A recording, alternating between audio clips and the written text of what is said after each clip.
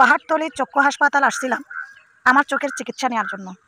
তো আপনারা অনেকেই জানেন আমি অনেক দিন পর্যন্ত চোখের সমস্যায় ভুগতেছি। তো আসসালামু আলাইকুম, কী অবস্থা, সবাই কেমন আছেন? আশা করছি ভালো আছেন। তো আমিও আলহামদুলিল্লাহ আছি মোটামুটি ভালো।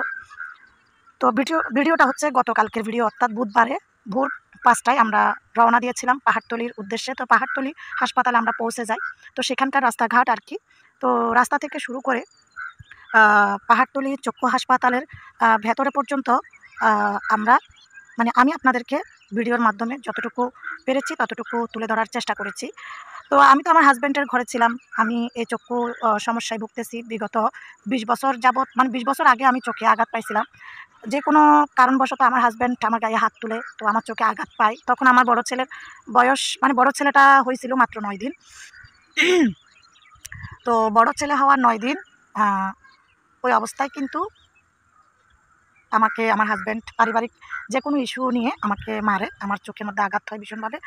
তো সে অবস্থায় তো মোটামুটি ভালো ছিলাম, কিন্তু 5-6 বছর আগে আমার চোখে একটু ঝাপসা ঝাপসা দেখি। তারপর থেকে এখন হচ্ছে চোখে প্রায় না, বাম চোখে প্রায় দেখি না বললেই চলে।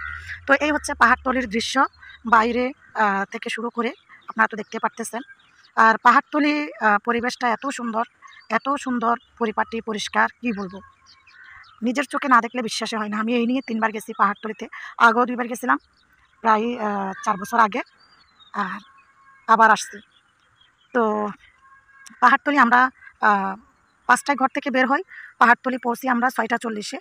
তো লাইনে দাঁড়িয়ে আমরা টোকেন নিই। টোকেন নেওয়ার পরে হচ্ছে আমাদেরকে বলছে যে ওনারা ওইখানে মাইকিংয়ে সময় সময় ডেকে ডেকে সব সুযোগ সুবিধা বলে দেয়। তো বলছে যে আপনারা বসেন শৃঙ্খলা বজায় রেখে। হ্যাঁ, তো এই যে দেখতে পারতেছেন কি সুন্দর সিট।